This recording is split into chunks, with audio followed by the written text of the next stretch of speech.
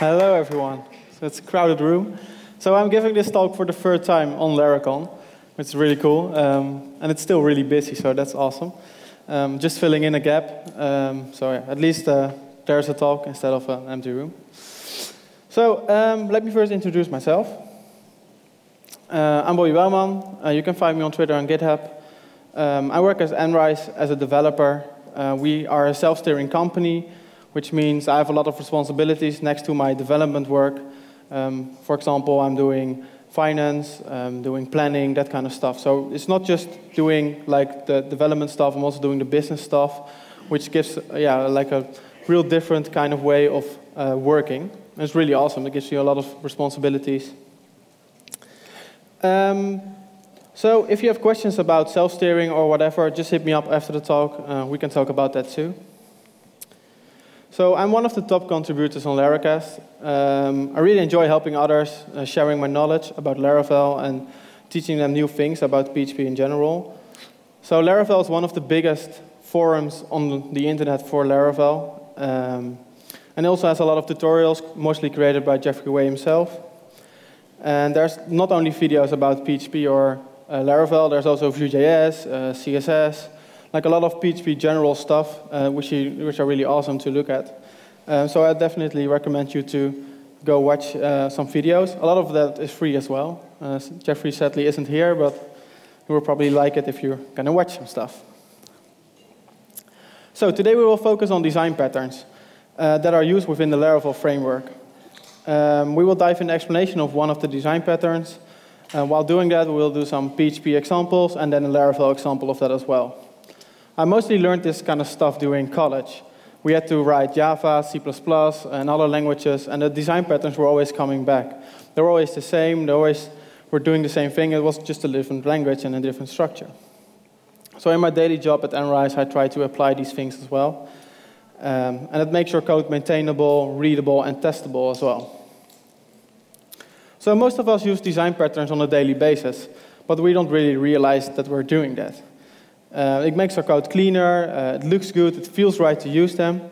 And writing software, you already create classes, interfaces, and when you're doing that, you're already using design patterns, but maybe you just don't recognize them. So now the question remains, what are design patterns, and how can we use them, and how can we build them? So let's first dive into what design patterns are. Design patterns are occurring problems in software, and they can solve that. So it's not just code that you can copy and paste into your application and it's working and you solve something. There are building blocks to describe how a certain problem can be solved. So I like to describe design patterns as recipes, and we're going to see a lot of food references, so it's good that we just had lunch. So design patterns are not a blueprint, they're not a set of defined requirements for your application. And you, as a chef of your project, that uses the recipes of the design patterns to build up a dish. Or in this case, your project.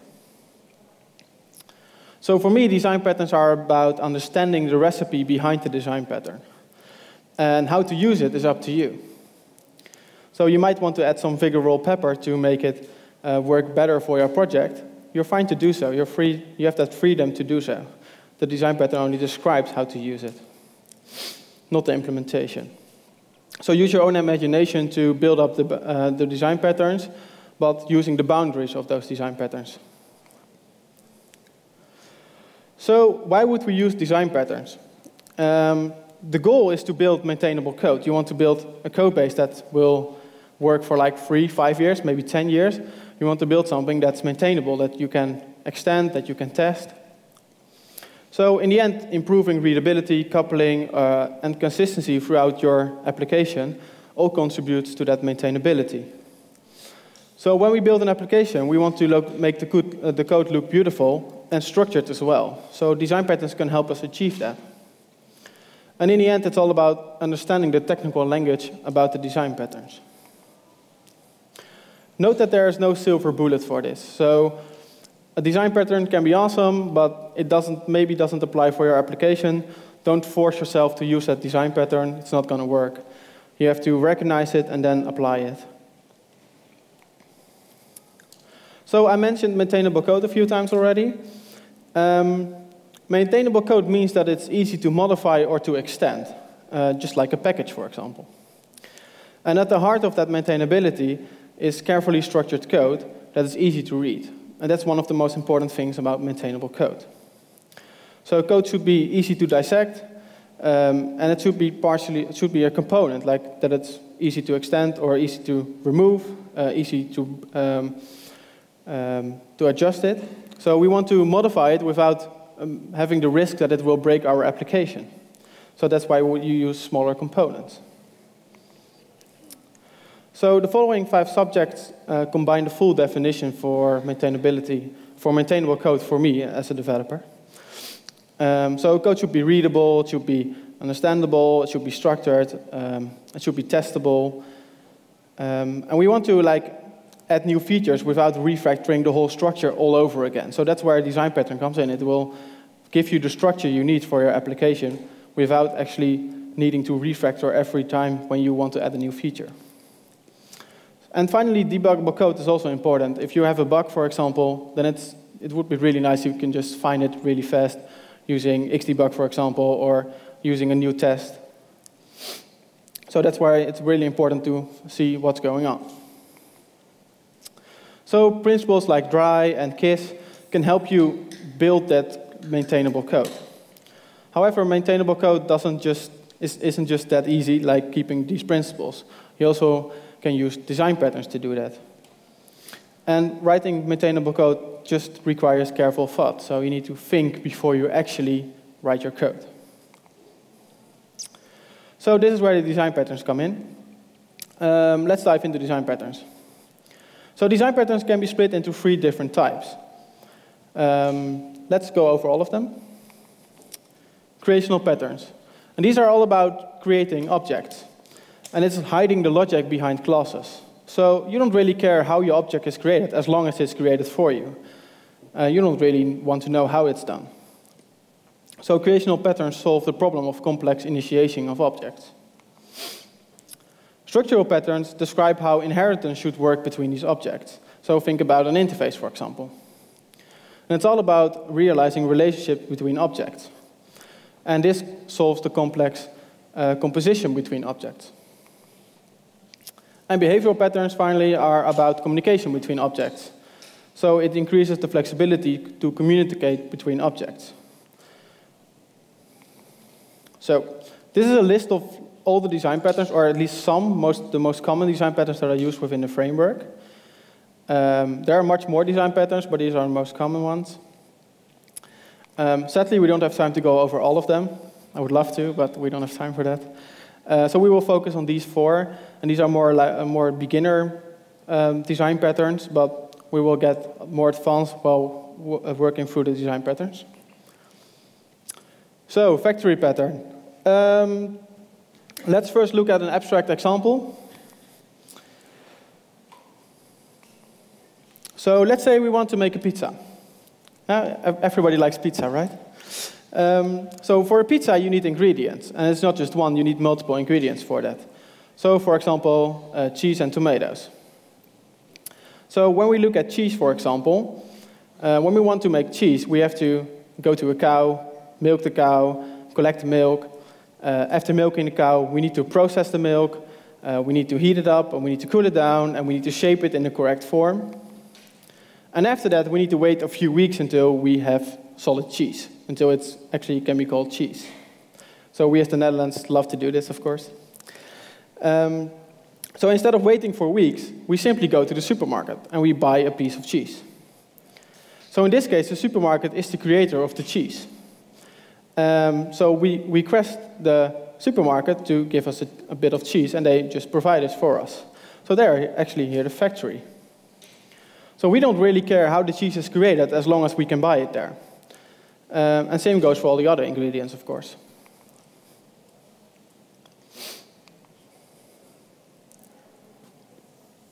So the factory pattern is a creational pattern, and it's responsible for initiating objects. And in this case, it solves the problem for creating complex objects throughout your code base. And this makes it maintainable and reusable and testable as well, of course. So sometimes you have a lot of constructor arguments, for example, and this is a perfect example to move that class to a factory. Sometimes your constructor also has a lot of default values. That's a perfect example to move to a factory. So everything regarding creating or initialization is contained in a single class or in a single place.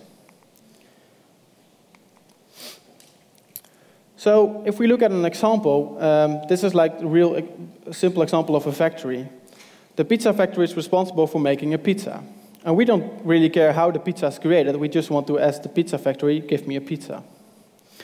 So in this case, we have an interface. So we can say, OK, you need to have these methods to be a valid factory. In this case, the pizza factory always creates the same pizza object. We always get that same pizza PHP object back, but with different values. But it's still the same kind of object. So Laravel is using this factory pattern as well. And it's not just using it in like complex objects within the code base. It's already using it in views. So when you return a view, it's already using behind it a factory to create that view. And it's also used, for example, for notifications and validators and so on. So this is a simple example of the uses of the MVC framework, of the MVC pattern. And in this case, we use a helper method called view, which is returning a view for us. So we give the name of the view, and we give in some data, and that will be pushed to the helper method, and that helper method will initiate the object. So when we look into that, we actually see that we're creating a factory and then calling make on it, just like we did with the pizza example. We had the pizza factory, and we call make on it, and it gives us a pizza back.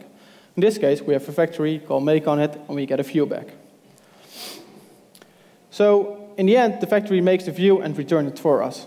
In this case, the factory helper is behind the helper method, which makes it cleaner and easy to reuse. So we can call everywhere view, but in the end, it's just using that same factory and calling the same class.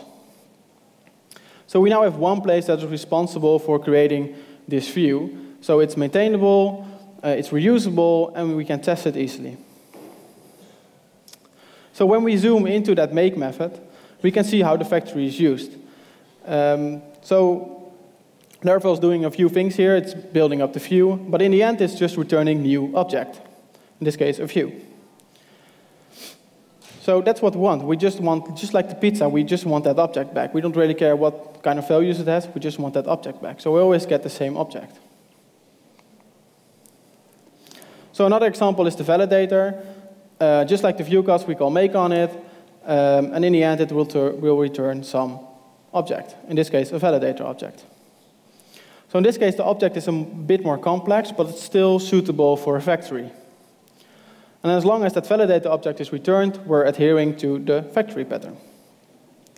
However, this is getting more and more complex, and that's where the next pattern comes in. That's the builder pattern. And in Laravel, it's more referred to as the manager pattern, but in the end, it's the same. Someone decided to call it two names. So let's stay with the pizzas, and we're going to build a pizza together. And we already know how to make ingredients, because we have a factory. So we can now assemble pizzas with the ingredients. So a pizza has the same setup every time. However, each pizza is different. So you can create your own recipe for your pizza, and this means you can create a new builder for your pizza, and that's how you can reuse that pattern. So whenever we build a pizza, we want to use different ingredients. However, the baking time might be different, so that makes it all having a different setup.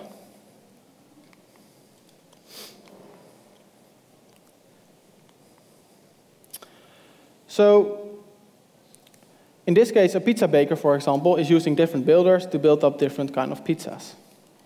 And in this case, the pizza baker is the builder here, because it's building different objects. But it needs to know how to build these objects.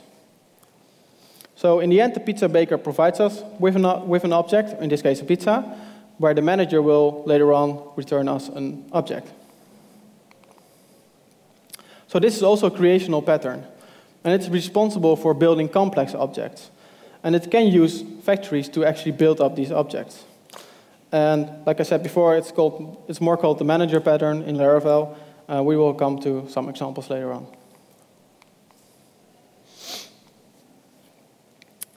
So the manager pattern focuses on building complex objects step by step. So where a factory would always return an object right away, a manager pattern can do more complex stuff to actually build up an object. So it can use factories, for example, to build new objects and pass that through that object. So the builder pattern can actually make decisions before returning something. So we can throw in more, and then it will decide on what to do and what not to do. So it can have much more functionality. So if we look at a pizza builder example, every builder object should adhere to some interface. And in this case, the pizza builder interface will always return a pizza object, and we call the make method on it. And we always give it a pizza builder interface object. So when we call the make method, we will want to do these kind of actions. In this case, it's really simple. We prepare a pizza, we apply the toppings, and we bake the pizza. And then in the end, we get a pizza object back. So it's defined by that pizza builder interface. That pizza builder interface is telling us you need to have these three methods. So when we dive into that simple interface, just some methods, and every pizza builder object should adhere to this contract. So when we, for example, want to build a margherita pizza, we make a margherita builder, which implements the pizza builder interface. And from there, we can implement the methods. So in this case, it's creating a pizza, it's setting some toppings, and it's baking it, and returning the pizza in the end. So this is the blueprint of each pizza object. And our pizza builder understands the margherita builder because it's adhering to the pizza builder interface. So when we put that all together, we can use the pizza builder to make an object and give it some other object which is adhering to that interface. So now we have a blueprint to actually build up pizza objects. And now we can create more builders, because we now know how to do it. So, like the example before, each pizza is different, but each builder object is different as well. If you, for example, look at a chicken pizza, we might have different ingredients, different baking times, and that's why the builder is different. But it's still adhering to the same interface, and still will be usable by the builder. So when we look at that, we can do the same thing here. So it's easy to create new specific builders. We can easily change one of the builders because it's a single class. This pattern aims to build simple reusable objects, and we're actually doing that right now. We can reuse these objects. And it separates the bigger objects from the rest in its own layer. So you can maybe put this in its own namespace, for example. So that means we can put it outside the layer of the application. So Laravel is using this pattern in a bit of a different way. It's still the same pattern, but just more advanced. Laravel uses an abstract manager class, which is adhered to by a lot of other classes, that defines how the builder should work. And this is used throughout the code base a lot. So let me first show you the pizza example and then a Laravel example. So for each pizza, we have a driver method. And the pizza manager is responsible for calling the correct driver method. And the implementation of this is done in the abstract manager class. So Laravel is providing this for us. So when we look into that manager class, we can see that it's trying to call the driver method. So this method is responsible for calling the correct object and returning that object. So we just give it a driver, then we're going to look, is there a default driver? If it's created. If it's not created, create it for us, otherwise return it for us.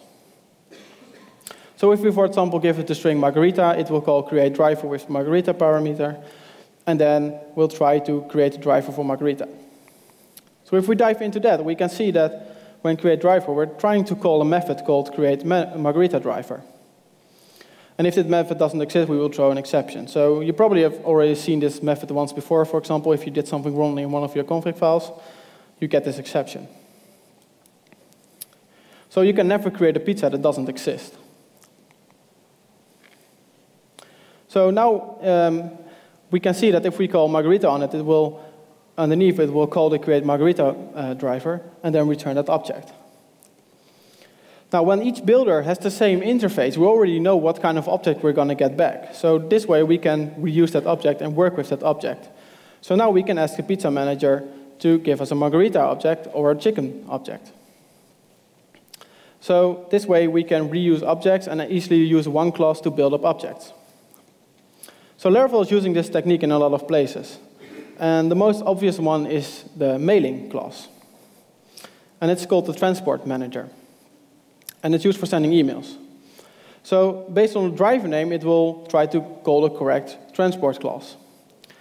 And all classes extend the same transport class, so they always return the same object. So we were using interfaces with the pizzas, but you can use abstract classes as well, as long as you're returning the same kind of object. So Laravel is using this getDefaultDriver class. So we already saw it before that it's first trying to call the getDefaultDriver.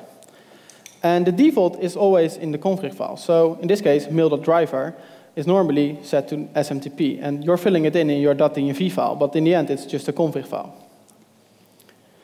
So in the case of a pizza manager, we can use the default margarita. And in Laravel's case, it's mostly in your config file. And you can extend it with your .env file most of the time. But yeah, in the end, it's just a configuration that you can adjust. So when we start to send an email, Laravel will first check what the default driver is. In this case, we set it to SMTP. So the transport manager will then be called, and it will try to call that create SMTP driver method, which will then return a transport class. And from the transport class, we can send emails. So this makes it really easy, because we have one place for sending emails with lots of different configurable objects. We can switch it to another type, and then, for example, we're going to switch it to, who's using Mailgun, for example? We can use Mailgun. So you switch to Mailgun, and then it will return that object. So it will try to call create Mailgun driver and return that object for us. So we don't need to change any code for that to change our configuration. So this also makes it possible to switch configuration during runtime. We can actually just set the config during runtime, and you can use multiple providers to send emails at the same time. So, like I said before, mail is not the only one where this is used. These are all namespaces where it's used. If you want some inspiration or want to look at code that's about this, follow these namespaces, and you will see a lot of code about this. Really interesting to look into. Let's do one more. The Heads Manager, for example. We recently, Argon was added. And before, it wasn't a manager, but it was refactored to use a manager pattern. And now we have two options. We can either use bcrypt or Argon. And now there's also a configuration file. So we have a default driver now, which we can adjust in the config files. And in the end, just an object is returned, which is extending some hasher class. So just with the switch of a config, we can use another hashing method. So that's the power of this design pattern. It's easy to extend stuff. So let's go to the next pattern, which is strategy. So we now know how to make objects using the factory, and we now know how to build pizzas with the manager class. However, creating pizzas is not enough. We also need to deliver these pizzas.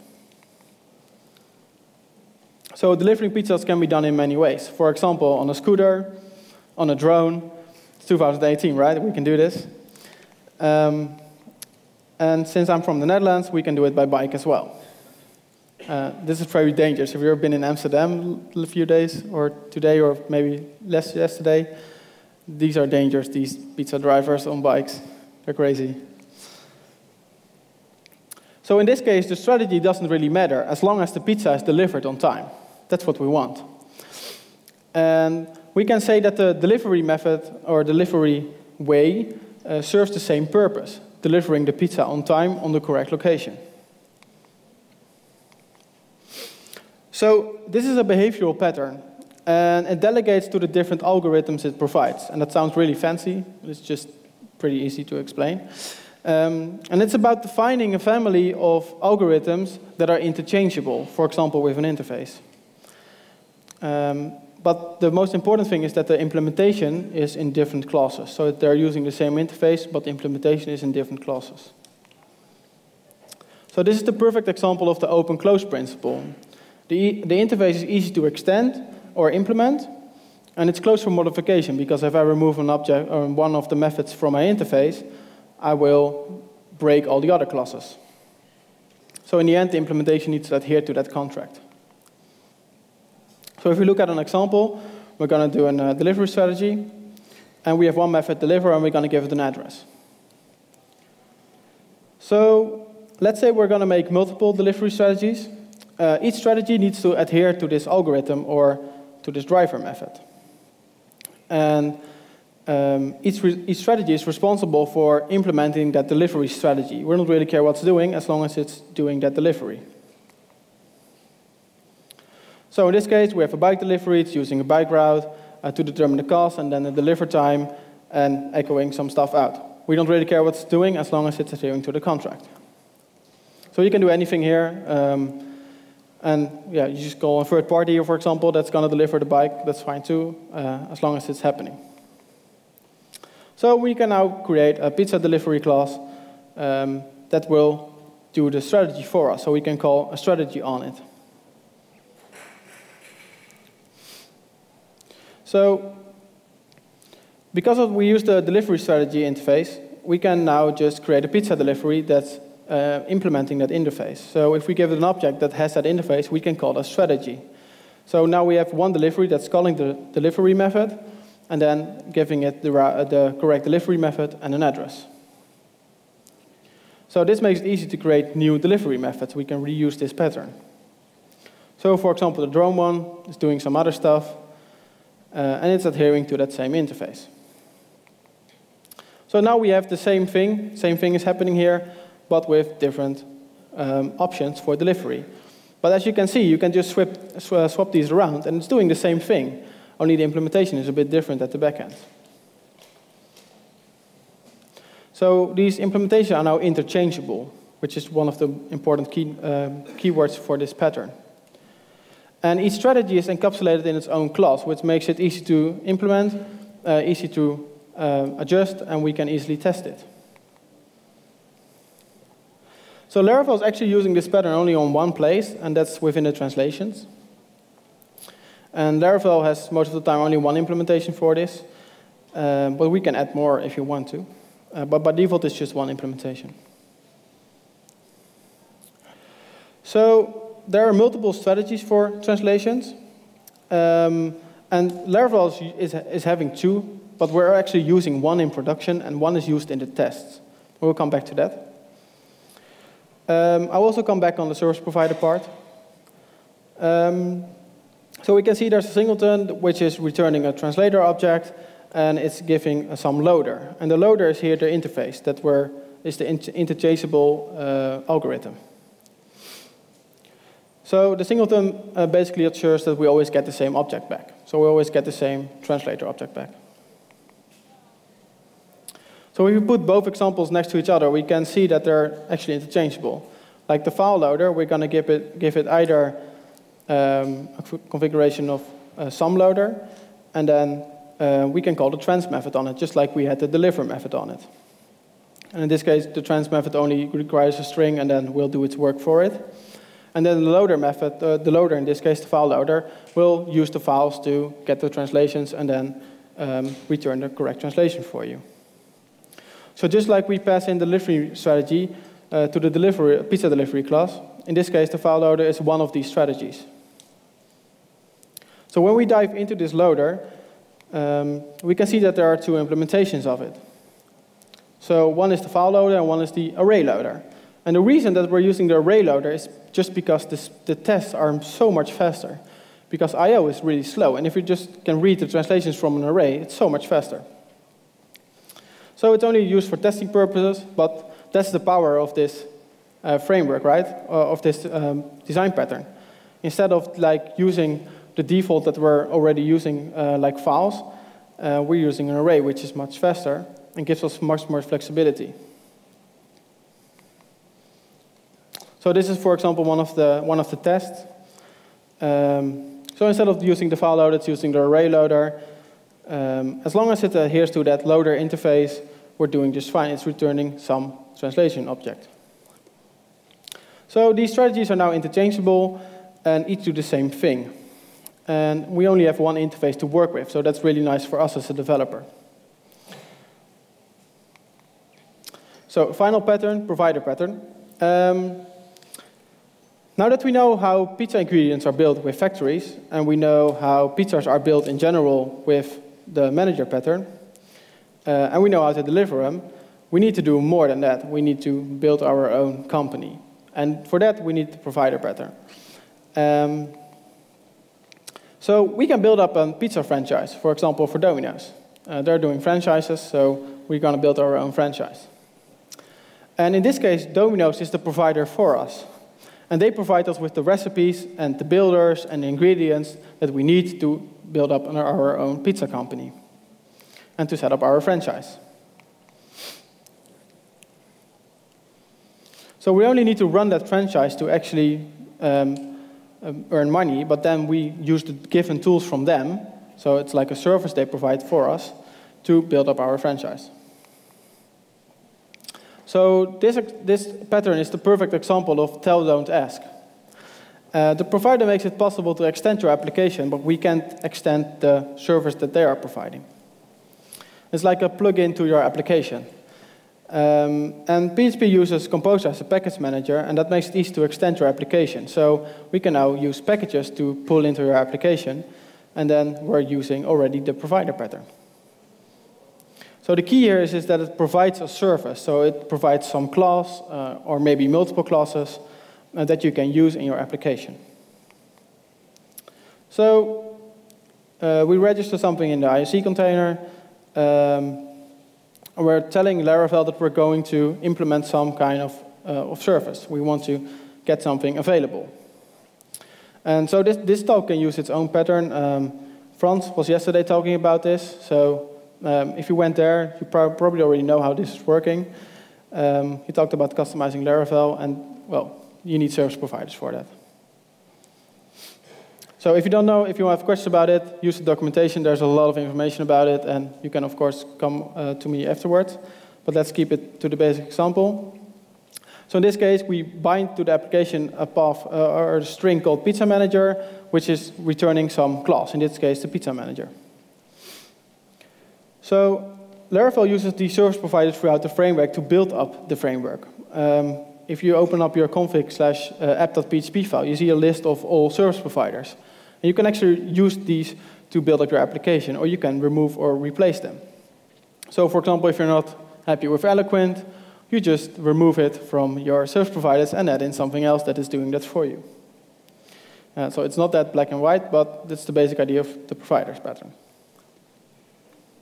So you can add your own implementations, and that's where packages come in.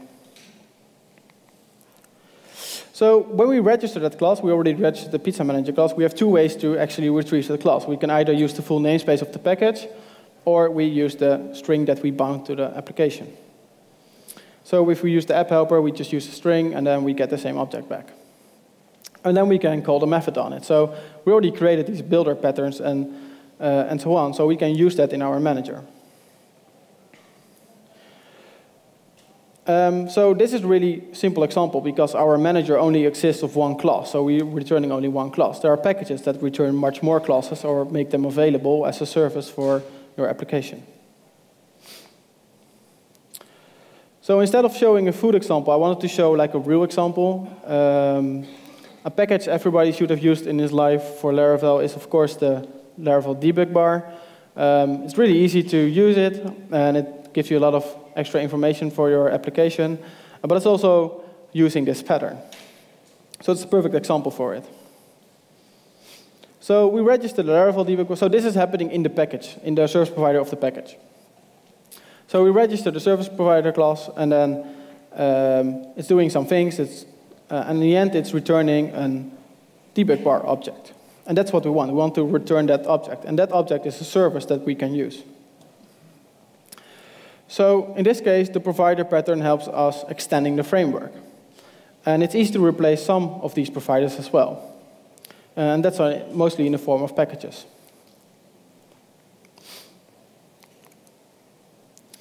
So let's do a small recap. The factory can translate interfaces to an instance. So we saw it when we created ingredients. And it's a single place for creating the same kind of object every time.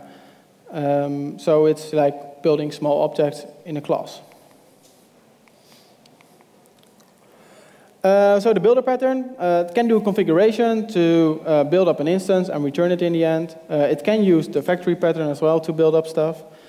And it makes it possible to use different drivers and create that after configuring them. And we use that to build up the pizza manager that is returning multiple builders for us for building up pizzas. The strategy pattern provides us with a class which can decide which algorithm or strategy to use. So they're interchangeable based on the interface, so we can swap out an implementation. So, for example, the hasher, we can swap that out. So each strategy is encapsulated in its own class, which makes it easy to extend and implement, reuse, and so on. And we can easily add new strategies because we have an interface that we can program to. And we use that for the deliveries, of course, multiple kind of deliveries, which have a different implementation. And finally, the provider pattern, it lets you extend the framework by registering a new service in the application. The whole framework is set up like this in your app.php file. It's easy to replace service providers or add new ones, like we do all the time with packages. And it's possible to reuse the same logic multiple times. So you can build one thing and then use it in multiple projects. And we use that as a franchise example. So we have seen a lot of different patterns today. And that's where we're doing all these patterns, but they're actually working together all the time. We already saw that when we're using the provider pattern.